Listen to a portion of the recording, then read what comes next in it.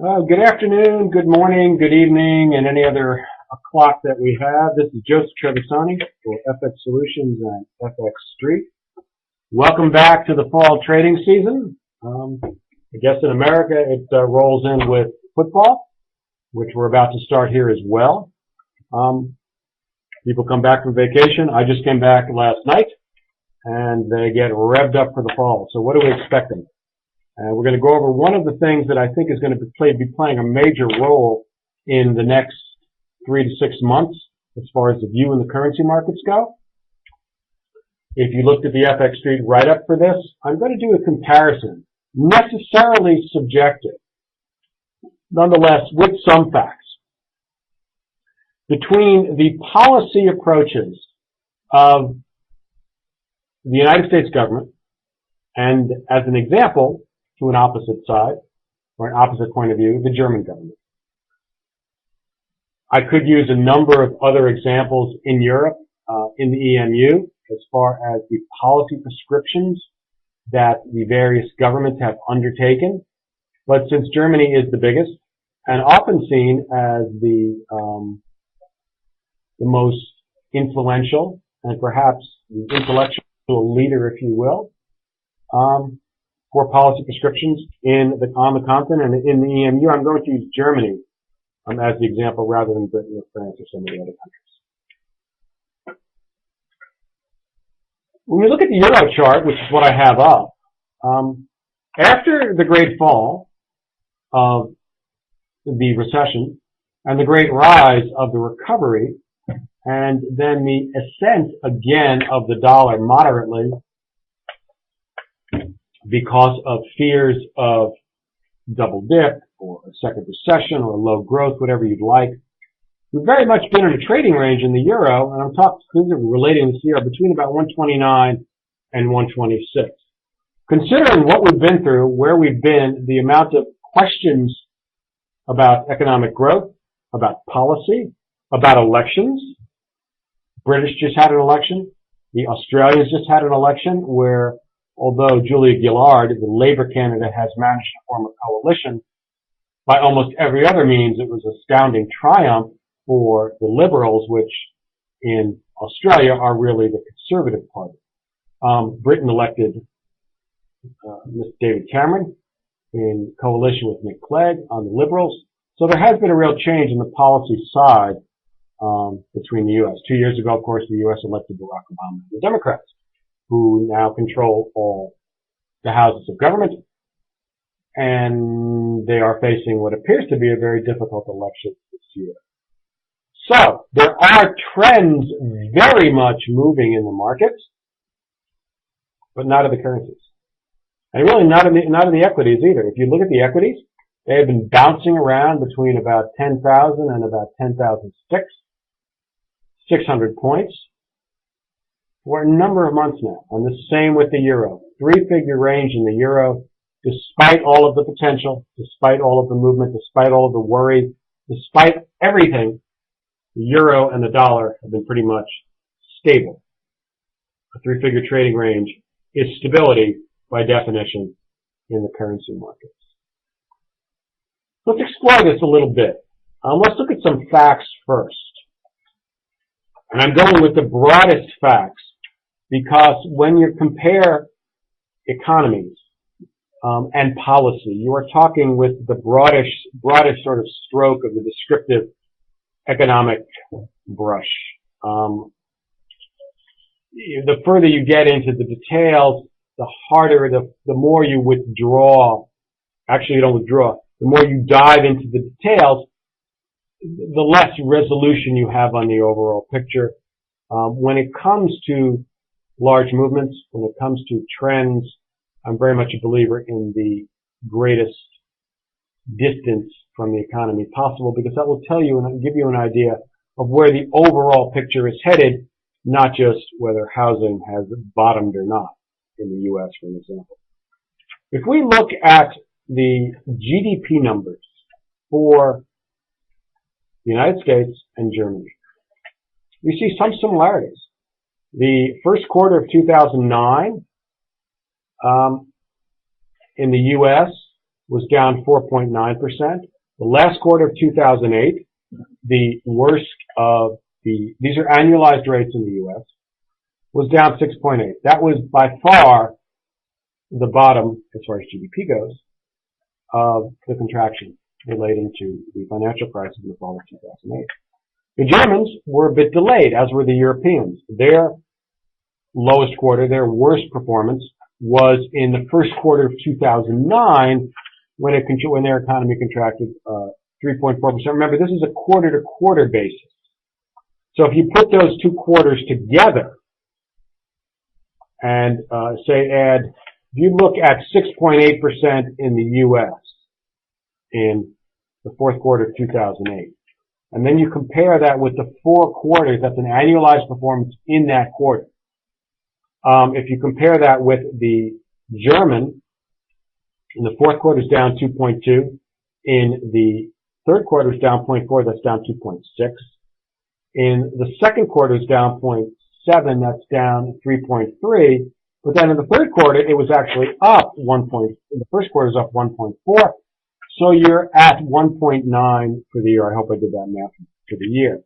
On an annualized basis, that year, 2008,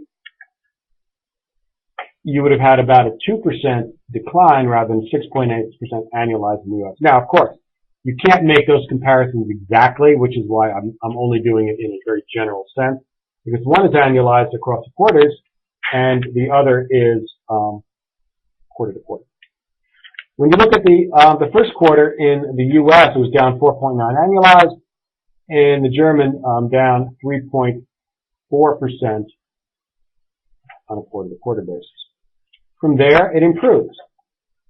The U.S. still had a negative in the second on 2009, and German were positive, and German positive ever since the U.S. U.S. peak was 5% annualized, as we know, in the last quarter of last year, and since that it's gone down to 3.7 and 1.6. So, to make some sort of comparison, let's annualize what we've got here. We've got 1.6 in the third quarter of last year, 5, 3.7, and 1.6 divided by 4 is approximately 3% annualized growth in the U.S. for the last 4 quarters. In Germany, the growth was 2.2% quarter to quarter in the second quarter, and 0.5, 0.3, and 0.7 in the others. So we've got about 3.2, about a 3.5% growth for that amount of time. 2.2, 3.3, 3.7% growth over that same amount of time. Not a tremendously large difference. However, one of the big differences is the trajectory. The U.S. in the fourth quarter of last year got a huge boost from inventory restocking and the government stimulus program. The government just basically threw money at the economy, and people took it, but it didn't create a change for a positive way with the stimulus in business view forward. And that's the issue that we're dealing with in the United States now. Germany did not really do that. What the Germans did was they threw a little bit of money at the economy, very small. Remember, President Obama went to Europe about a year ago and said, you should ramp up your spending, you should do what we're doing, and the Europeans uniformly said, no, we're not going to do that. So we got a, if you will, sugar burst in the U.S. economy, and then a serious decline, enough of a decline to excite worries of recession, of double dip, of long periods of slow growth. Whereas with the Germans, the greatest, strongest growth has come in the last quarter. If you project that out over 4 quarters, 2.2%, of course you end up at 8.8%. Now the German economy is not going to be growing at 9% for the next several quarters. Even this year, you've only got a 2.7% growth. But if you put together say 2 more 2% quarters.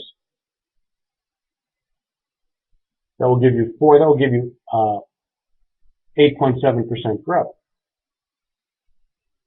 A very astonishing difference between what we find here in the United States and what we find in Germany. I'm sorry, that would be 6.7. As you can tell, math, I was very happy when calculators were invented. And I was also very happy when spell check was invented. It's the 2 greatest contributions to my life of computers that I can think of. I don't know what my kids will find out. Are probably a little more complicated than that. So you have a serious difference. I mean, the Germans, if they manage 2% growth over the next 2 quarters, quarter-to-quarter growth, they will have a 6.7% growth for the year. The U.S. will be very lucky to top 3% over that same period on an annualized basis. These are very different. So for the U.S., we have a very strong government intervention, a very strong policy threshold. I'm talking about the policy threshold for the moment and what else is going on in the economy. But just from a stimulus point of view, what the Germans did was they left everything alone. They did not change taxes. They did not change their policy prescriptions, and they did not spend a great deal of money. Their view seemed to be, and part of this is not virtue on the German government part. Let's look at the stimulus part. Now, when the U.S. put through its stimulus package in the spring of '09, it was a deliberate policy choice. It was a very standard policy choice, actually.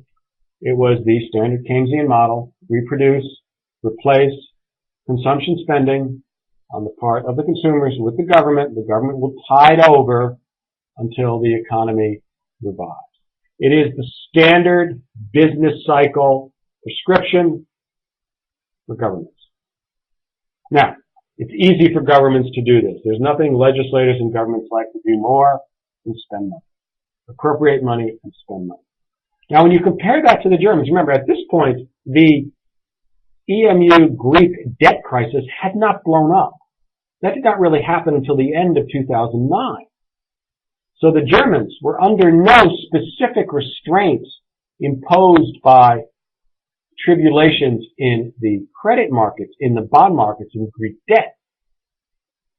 It was simply their policy view that spending is not the way to go, that increasing debt by the amounts that were being spoken about and did in fact come true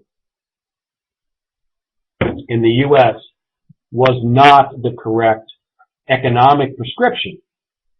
Now we have these 2 facts, these 2 different policies in the past, in the same time frame, and we're now able to look at the actual results. This is no longer theory. That was theory. This is now fact. There are very different economic performances from the 2 countries. You can compound that by saying that the standard historical view is also very different. The standard historical view and historical fact is that the U.S. recovers, its markets are more flexible, its labor markets are more flexible, and that it recovers quicker, more forcefully from recessions than does the more controlled and more government-oriented economic, social democratic economic model of the Europeans. So not only do we have an empirical fact that there's a serious difference in the GDP performance over this period, but that the difference is diametrically opposed to the difference that used to exist and had existed in prior recessions. So not only is the U.S. slower and Europe faster, but the U.S. used to be faster and the Europeans used to be slower. So you have a reversal in the historical model here. This is an unusual circumstance. Let us take another look at unemployment.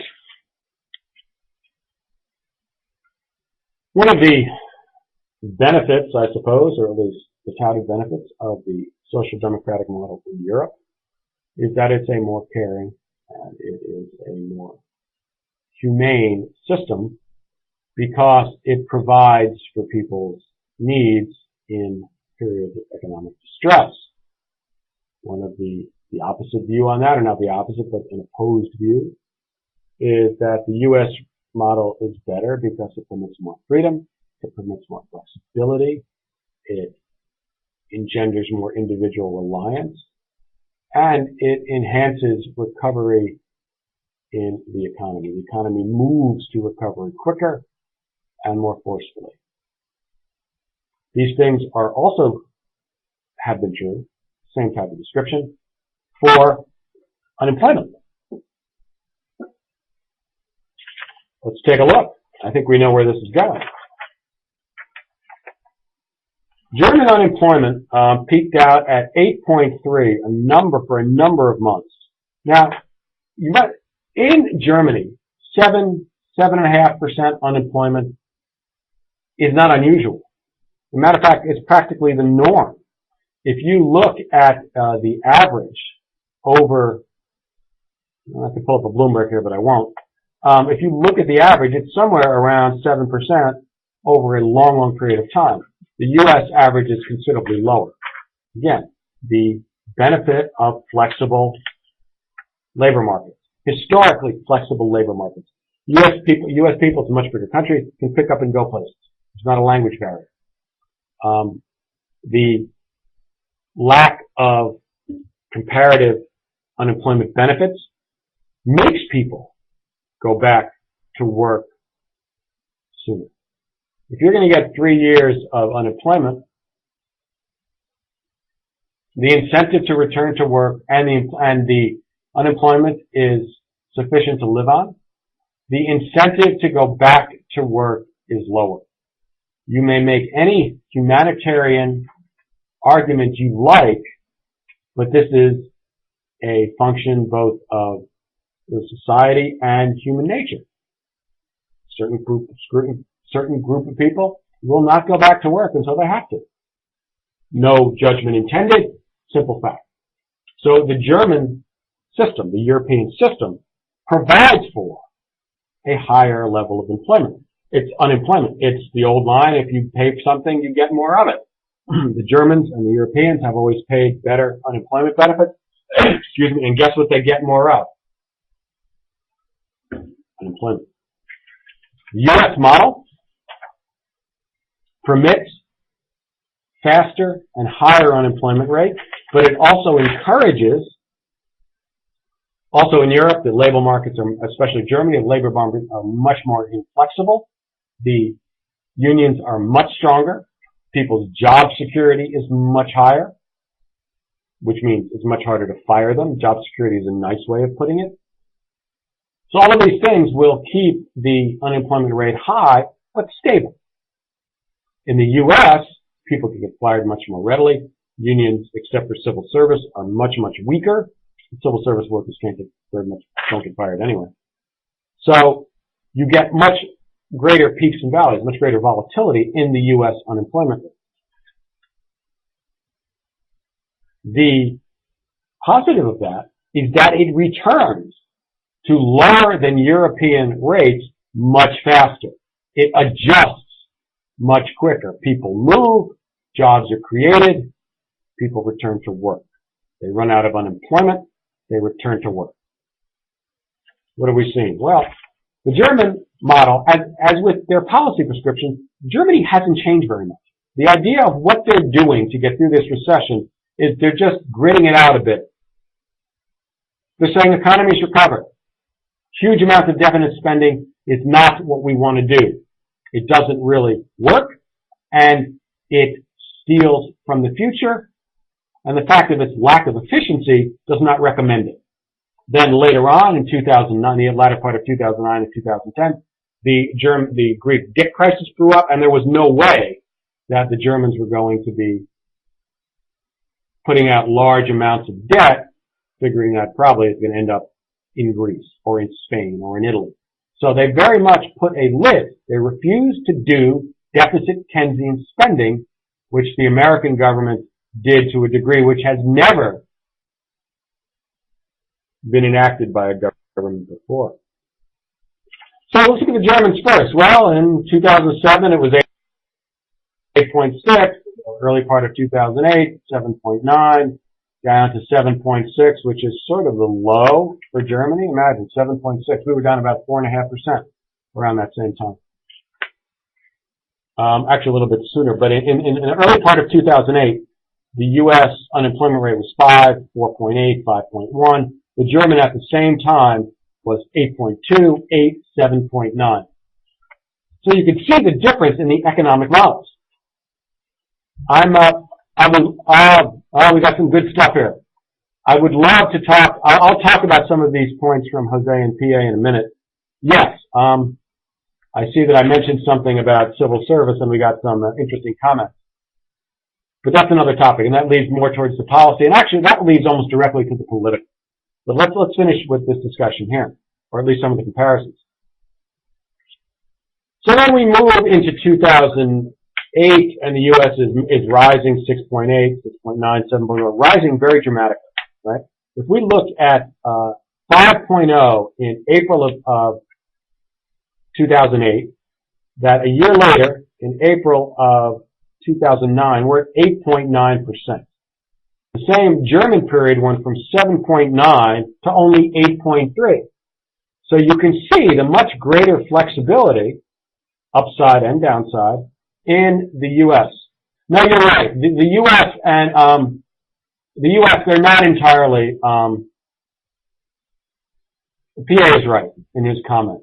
The unemployment rates are not really compatible in the sense that they're measuring exactly the same thing, and that's not the comparison I'm trying to make.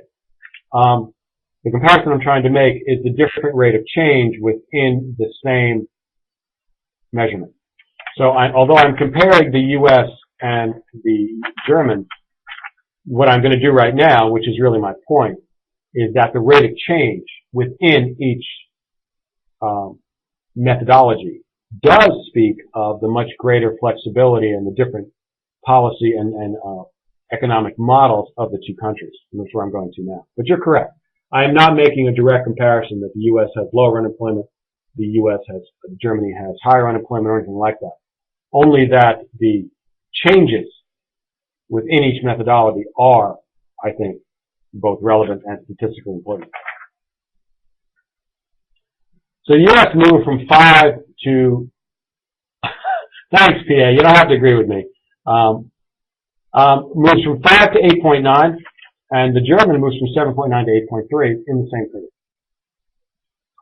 The German then moves no higher than 8.3, whereas the U.S. moves all the way up to 10.1 and then comes down to 9.6. The German has now moved back to 7.6, which is lower than where it was in the spring of 2008, when it was 7.9%. I'll speak a little bit lower so I don't ruin the sound quality. The U.S. moved from 5 to 10.1, but only came back to 9.6. So as in the GDP, the economic history of past recessions seems to have been stood a bit on its head. We are seeing different results than we've seen in the past. If you go back to the recession of 2000, especially the very deep recession of the Reagan administration, the first part, the U.S. statistics look very, very different. The return to growth was faster. It was much stronger. It stayed higher, and the unemployment growth exploded after the very deep recession. That is sort of a typical U.S. historical performance. It's one of the reasons that many people, including myself, called for a stronger dollar after, or predicted a stronger dollar after the recession bottom based on this historical model. Now, we got a stronger dollar, but not really based on this model. We got this idea. We got a stronger dollar, largely based on risk aversion, which is a cat of a very different color, although I believe the line is a horse of a very different color. So we are seeing here now, I'm willing to make the judgment, and I will elaborate on it a little bit, that this particular recession, and I've said this before, because it is not a normal business cycle recession, because it is a deleveraging, balance sheet, financial crisis, bank crisis, recession, whatever you want to call it, is of a very different order. And that the Keynesian prescription for spending to tide one over is exactly the wrong prescription. Because what we've seen, and I'm going to talk about the policy aspect of this in a second, but just on the stimulus package.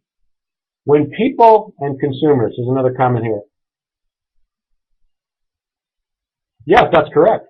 And one of the things, and let's talk about these comments. Well, no, let me finish what I'm saying right here. And then we'll talk about some of the comments here, which are exactly correct. So we have the, in my opinion, wrong policy prescription applied. And the reason it's wrong is this. In a business cycle recession, people don't really fear the future. They know it's a recession. They know they'll get their job back. The economy will recover. They will bank on this. So they're spending. They will not break their spending, change their spending habits in view of long-term prospects because they expect the long-term prospects to be stable. And they probably don't have the enormous debt leverage or debt percentage that we have now, that were blown up during the bubble, encouraged by some government policies as well. But now, in this recession, we have people changing their spending habits in a very permanent fashion. So the boost in spending from the government only draws spending forward or provides a boost for people who have already spent. It does not affect families, mine, yours, individuals' view of what they need to do to get through this. And what do they need to do? They need to cut their spending. They need to deleverage. They need to pay off their credit cards. They need to leave their homes and find other places to live if they can't afford the mortgages, if they're underwater. None of this is changed by government spending. It provides a temporary boost for the economy. But what it did was draw spending from other quarters, from the future, by and large. The government boosts housing, you get blips in housing, and then it crashes because people's view hasn't changed. They took a very logical point of view, and that is, well, if I'm going to buy a house anyway, let's buy it now. I'll get $8,000 for it. Same thing happened with cash for clunkers. That misbegotten program by the government. If you're out there, and I was just out there looking to buy a used car, you know what you find? Prices are about 30% higher. Why? Because the government program, cash for clunkers, required that those cars be destroyed. The dealers, or whoever bought them, had to pour acid in the engines to wreck the engines. The cars were destroyed. Why? Because it was being viewed not from an economic point of view, but from an environmental. So it created no new jobs. It created no new spending.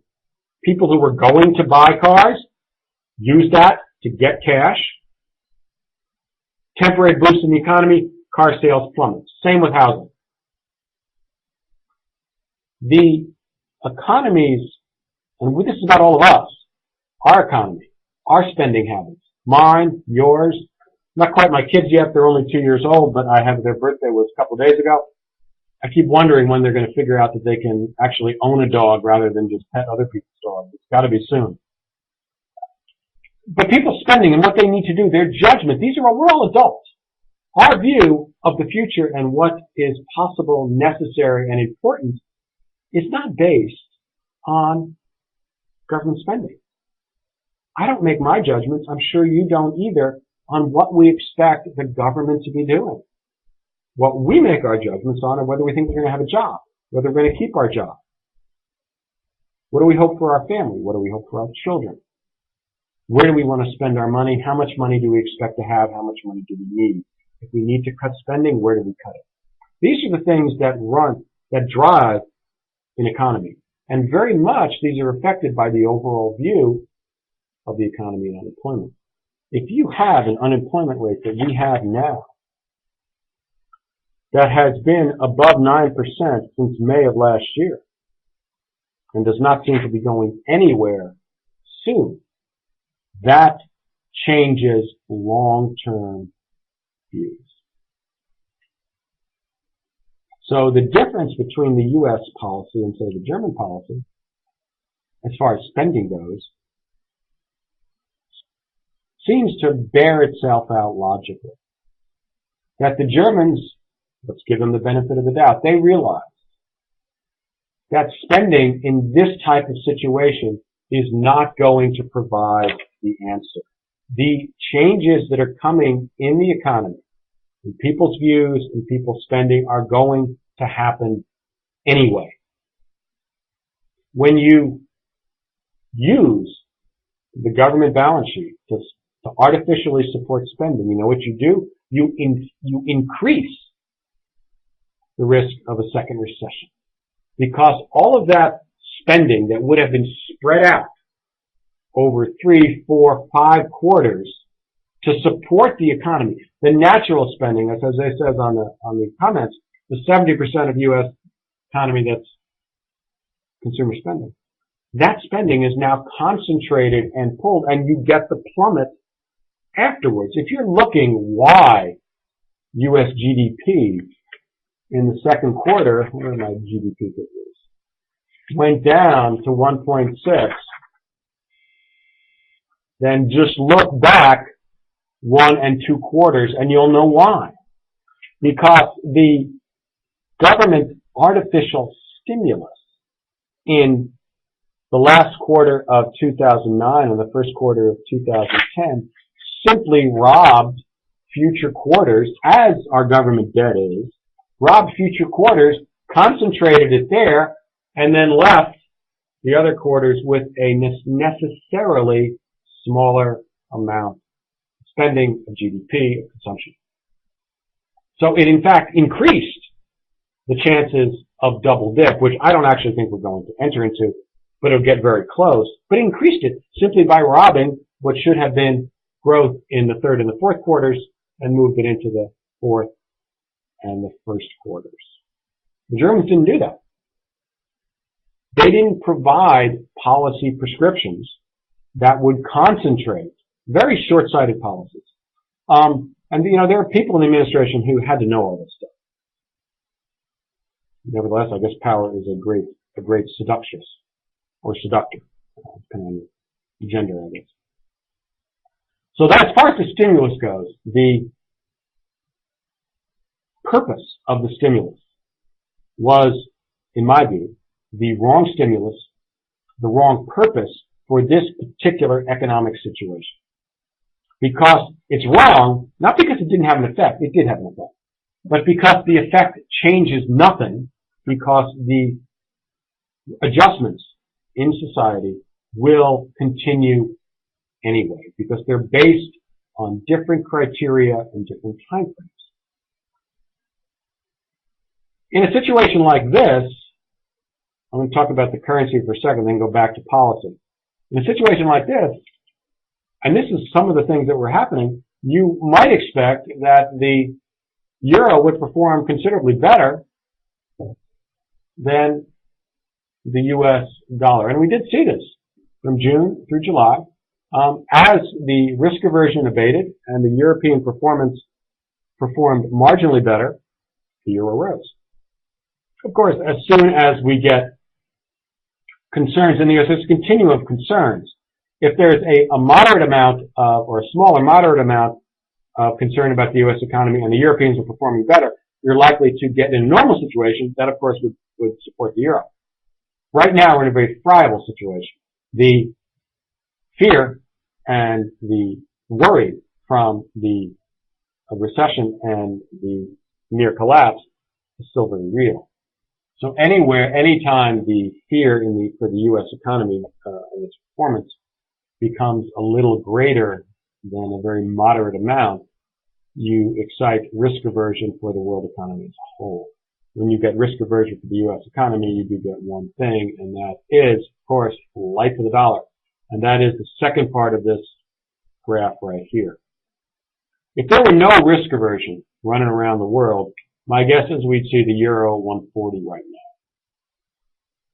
If there were no risk of contagion in the world, because you are seeing the correct policy prescriptions in Europe and a much better performance out of Europe than you are here.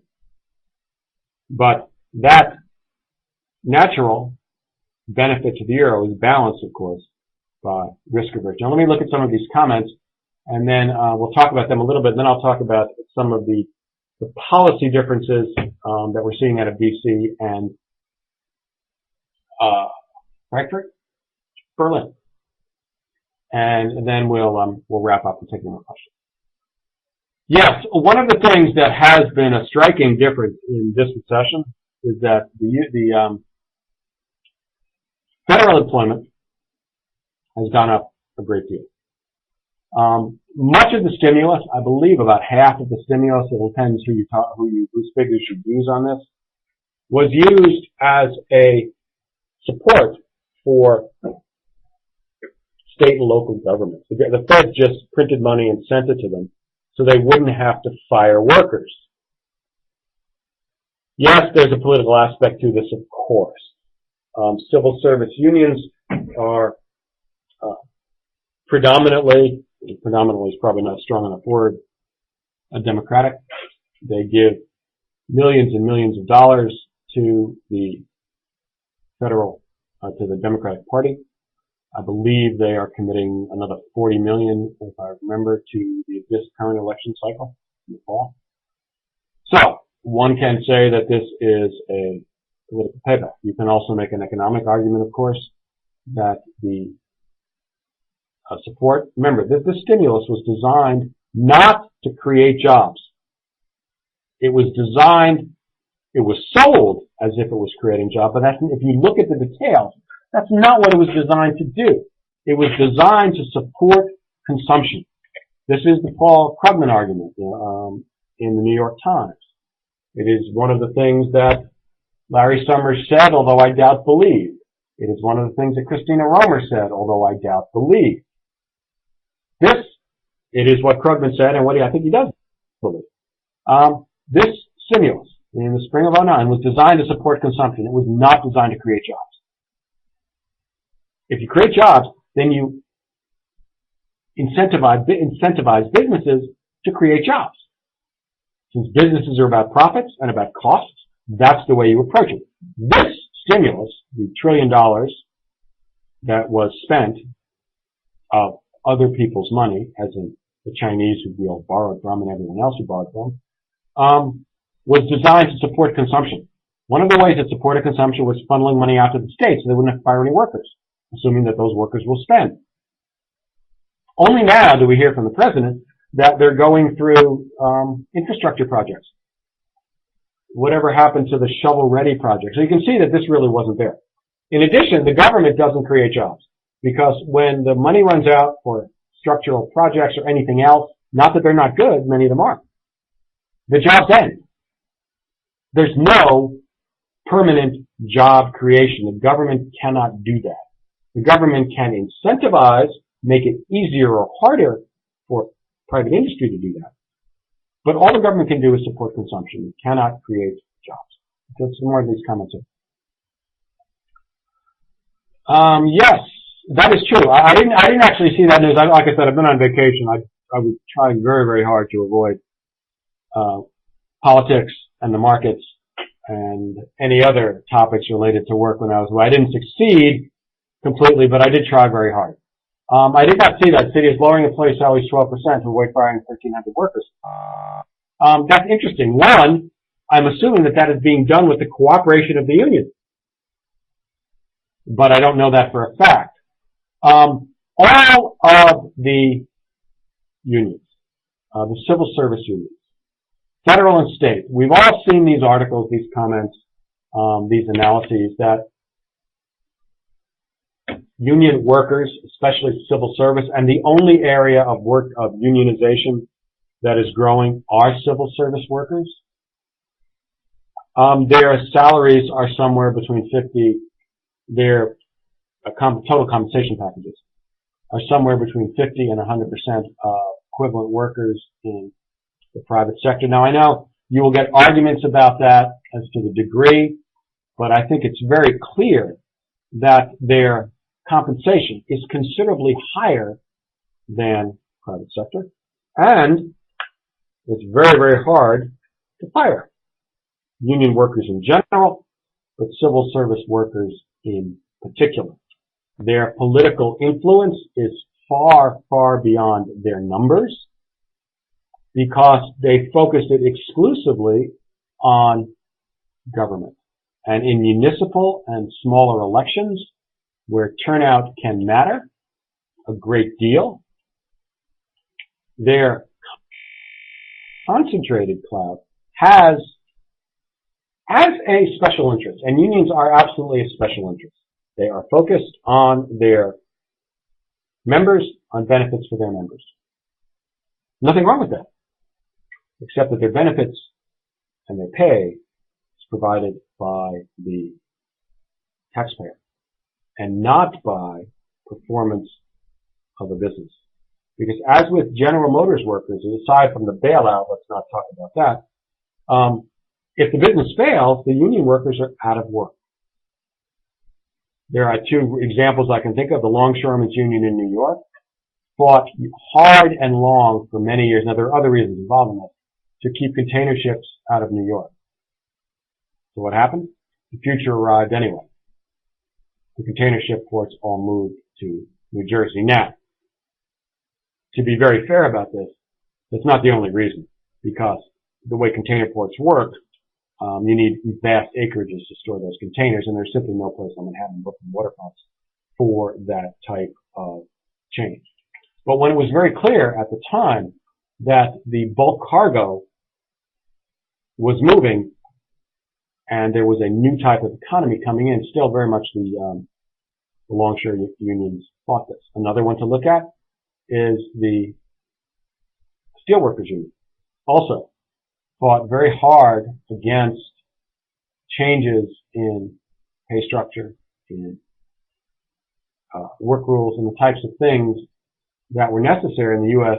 steel industry disappeared. I remember when I was going to college in upstate New York, riding past the Bethlehem steel plant in a bus on my way to school, and the bus went past a shuttered plant, many shuttered plants, all part of Bethlehem. I think it was Bethlehem, but I'm not sure. For more than 20 minutes, you would pass this plant, all closed. You saw some of the same problems in the auto industry. Now, I'm not only to focus on unions as something which are wrong, they're not, but they are very much a narrow interest. The narrow interest is the interest of their employees, and they should be viewed that way, as every special interest is. Any organized special interest, they all attempt to get what's economically called rent from government. Rent as a term applies still to the government, but also from their employers. But in the public industry and in private industry, if industries are inefficient, they will go out of business. All of those steel jobs are gone. Not all of them, but many of them. All of the longshoremen's jobs, many of them are gone. Many of the car jobs are now gone. They're not coming back. So there is a corrective within the private sector. There is almost no corrective within the public sector. And as government and employees operate as special interests, their natural tendency is to grow and to gather as much power in as possible. Government's natural tendency, aside from politics and everything else, is to grow. Unions are the same way. It's companies' natural tendency is to grow. It's all the same. Organizations work this way. Human organizations work this way. So staying aside from the political side of it, it's a natural tendency for organizations to function this way. Okay, I'll make some of these other comments here, and I'll talk about the policy descriptions in a minute. I hope I'm not doing too much on policy here.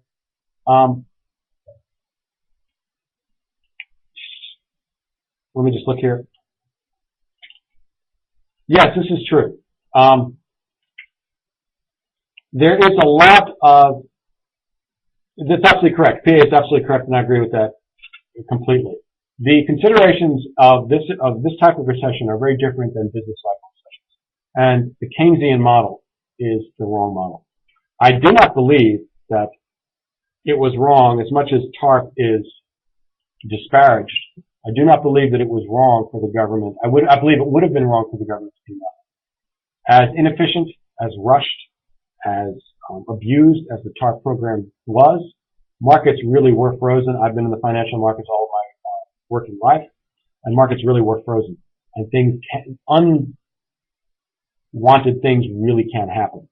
And since one of the greatest supports for any financial system is the sense of confidence in it, that was, I believe, necessary at the time. The stimulus program would have been effective, I believe, could have been effective at creating jobs if that was its purpose. But it wasn't. Its purpose was consumption support. Okay, let's see. Where do you see the dollar index going back to 88? No, I really don't think so. Well, the issue we're seeing here is when the only thing that's keeping the dollar buoyant is fear. It's risk aversion. If that abates, then the dollar goes down.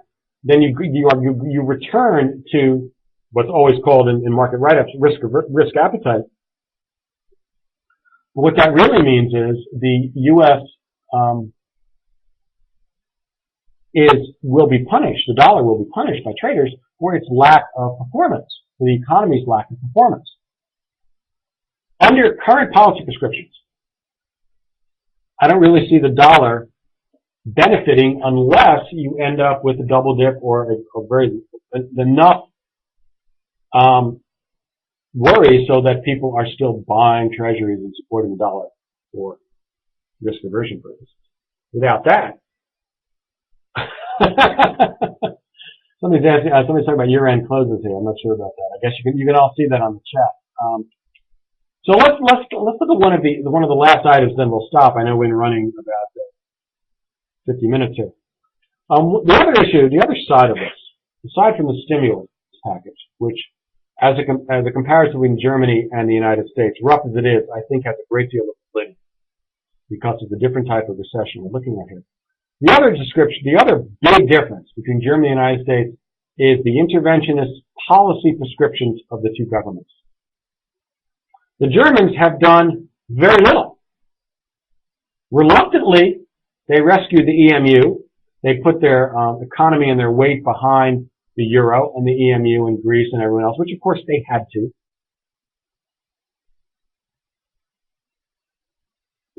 And I think everyone knew they always would.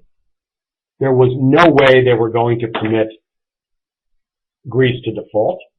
There is no way they were going to permit the euro to collapse or the EMU to be split into two different sections, even if it essentially is. Certainly not officially, and they didn't. They pushed it. They know what they wanted. I, in fact, think they were correct in their approach to force as much austerity. After all, it wasn't the Germans who spent the money, who ran up their budget deficit. It was the Greeks and the Spaniards and the others who've done this. So their point of view on this was, get your house in order, basically. Fix things. We'll force it. We're not bailing you out. But they did not change anything else.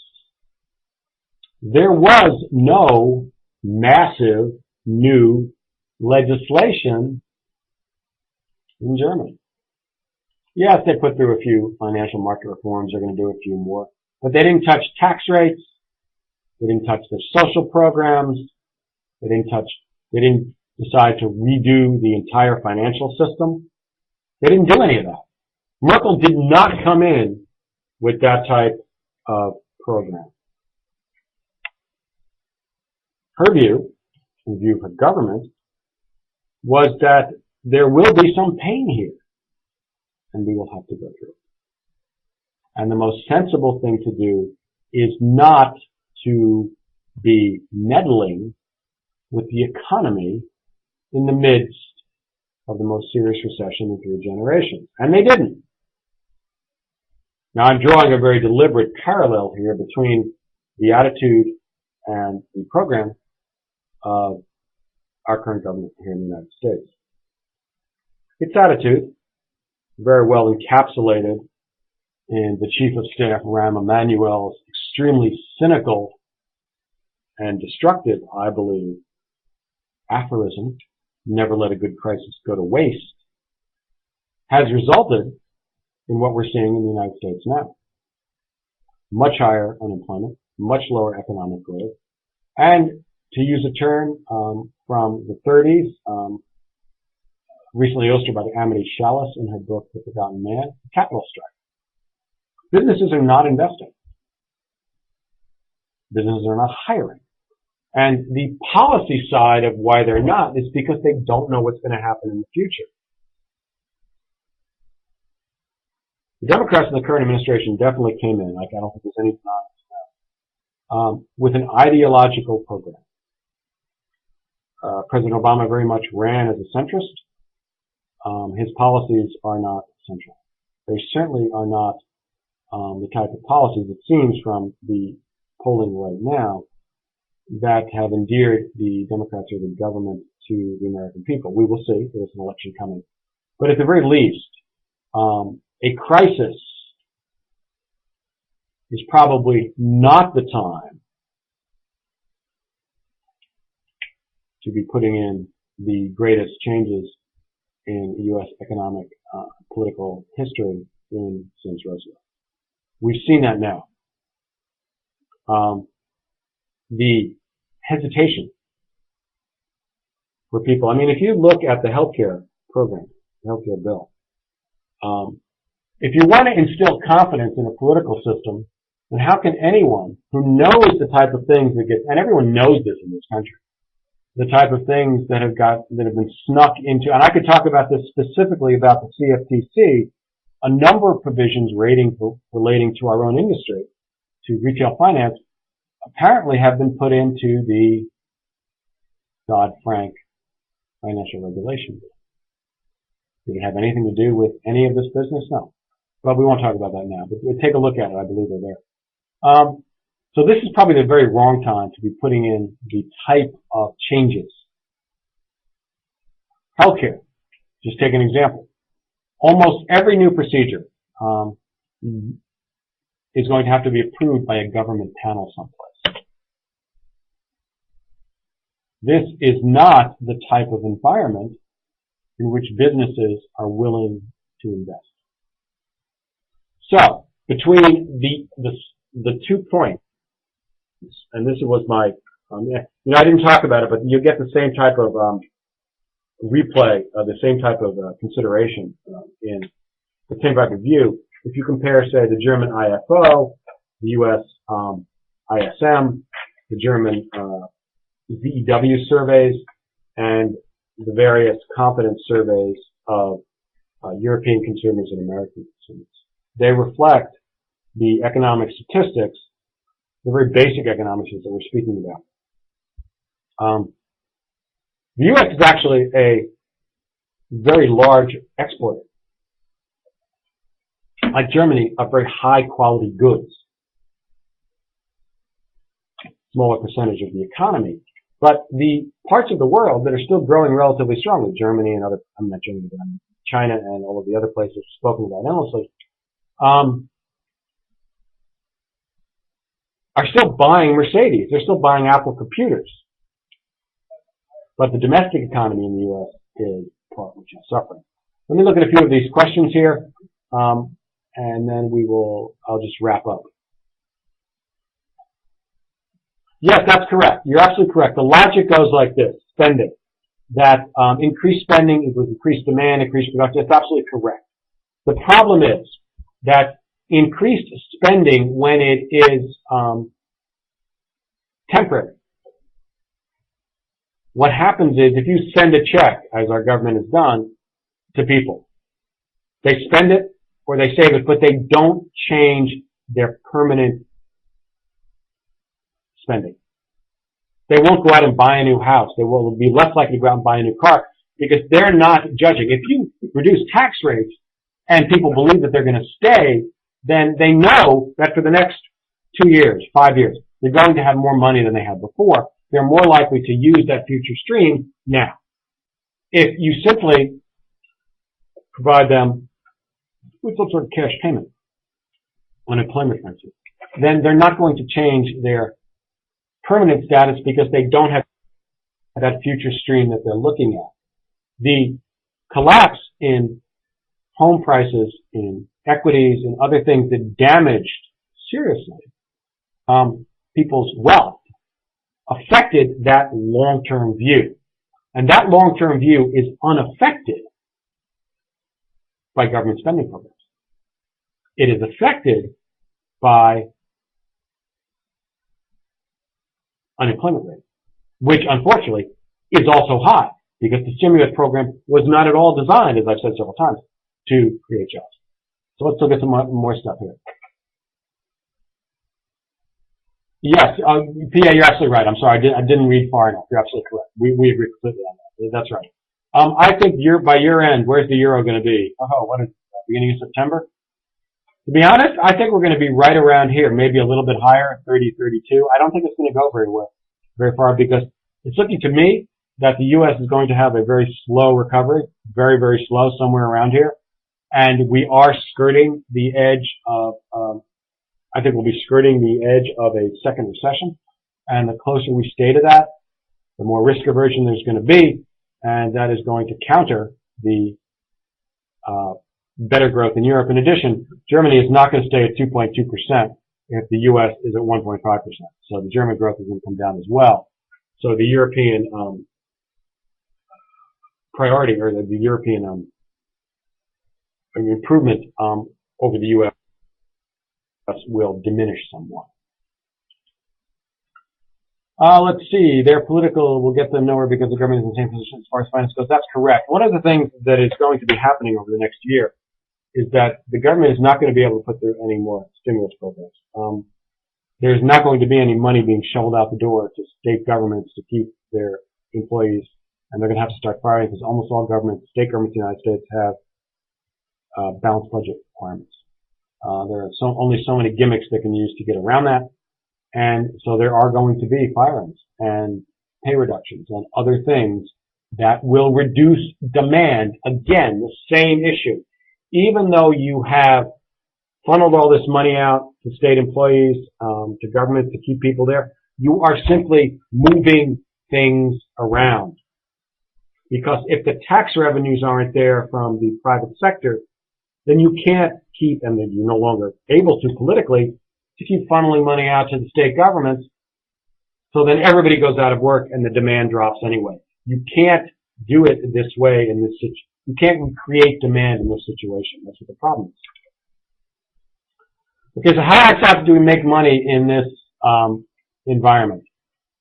For me, in a trading environment, one of my favorite quotes is from Rhett Butler in Gone with the Wind, and it is, "There's as much money to be made in the destruction of a civilization as in the building." There are other ways, as far as making money, to look what, for instance, I'll take it back in history, but when this cycle was started and we were coming out of it, then all of the money that had flown into treasuries was going to go somewhere. As soon as it was clear that we're not going to collapse, then all of that money that ran to the treasuries was the currency money, was going to go someplace, and it went to the logical places. It went to the developing world countries. It went to the commodity currencies.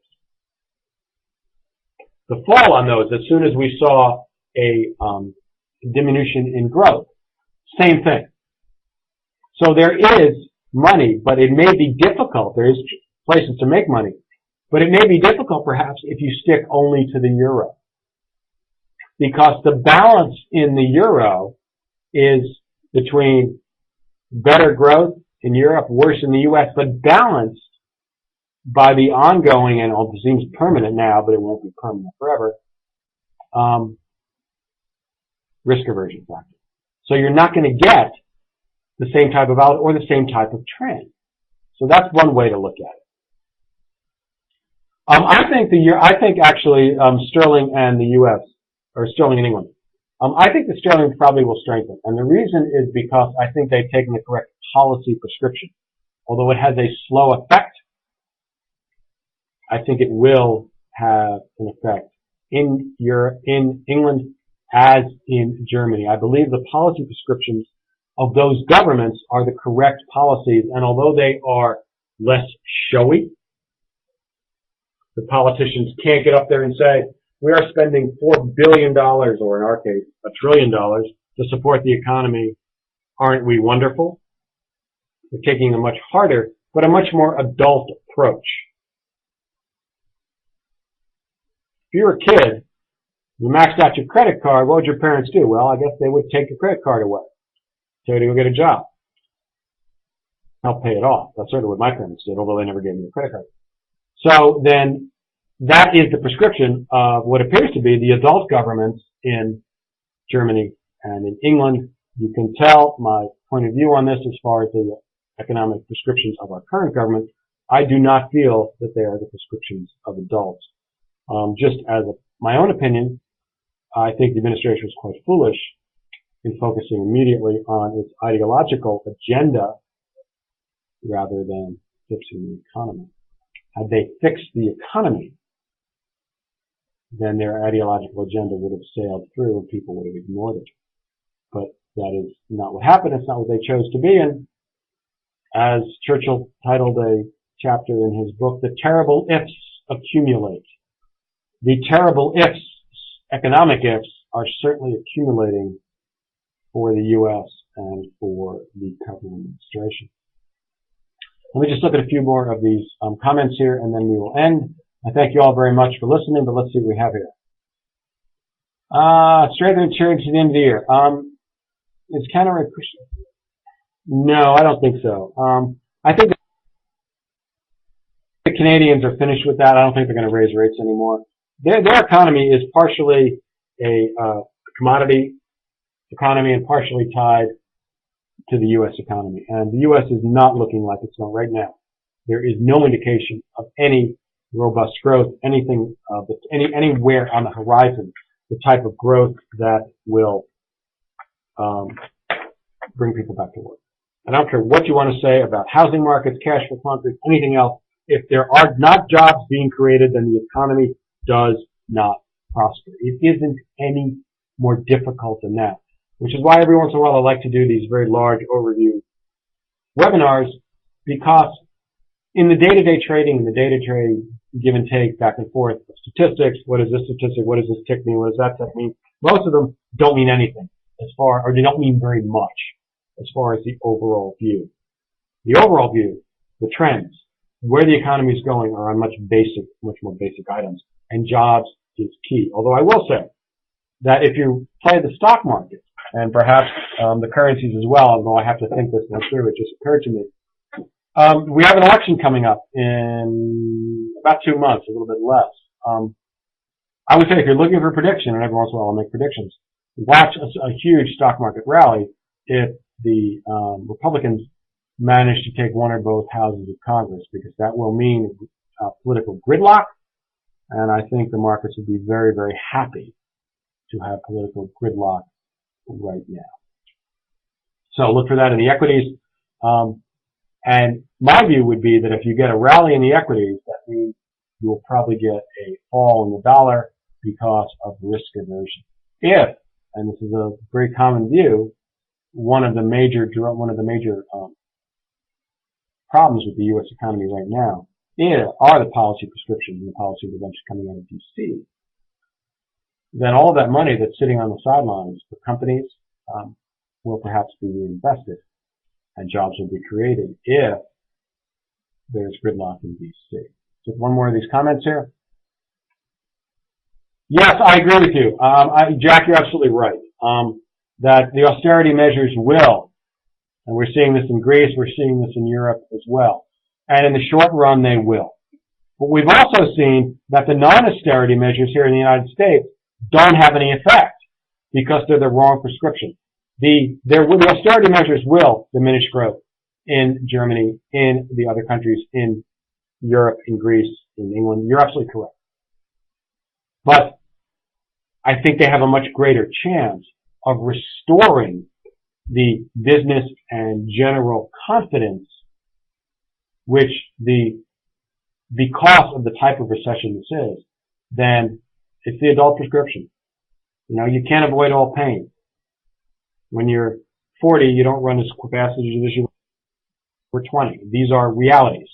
And there is an economic reality here, especially in the United States, of enormous over-leveraging, which needs to reverse itself. And nothing's going to change that. So that's why I think that, yes, you're right in the short term, but in the long term, it comes out that much stronger. Don't forget, the currency markets are very much looking to ahead. Where are we going to get this growth? Where's it going to come next? So as soon as you get this, you get signs in Europe or Germany, which you've seen in Germany already, or in England or Germany, that the economies are starting to respond to this, it's going to boost the currencies very powerfully. Okay, the ECB are responsible for creating disguising material. I'm not so sure that I agree with that, Jack. I know what you're saying, of far QE in disguised manners, but even as a total and a percentage, I'm not so sure I agree with that. We'd have to actually discuss facts on that, and I'm not sure. I mean, I know what you're saying, and they did spend a great deal of money, that's true. But comparatively speaking, I think, even as far as the economy, the size of the economies go, they did less, and certainly it was targeted very differently than the U.S. I mean, the ECB did spend a lot of money, and the others, in supporting Greece and the others and giving them zone lines of credit. But that's very different than the type of spending that the U.S. did in flinging money throughout the economy. But nevertheless, it's a discussion I'd certainly be willing to have. Again, I'd have to look up some facts on that before I did. Okay, folks, I thank you very much. I hope this has been useful or at least interesting. Aren't they supposed to be the same? I guess so. Welcome back to the fall season of trading. Let's have some fun if we can. If not, let's have some interesting times. Thank you all very much for listening. I hope it was useful. I'll put my email up there. Please send me any emails you'd like on any comments. And visit FX Street. I post all of my work there and also on our own website. Thank you very much. Thank you all the people at FX Street. Have a good day, everyone.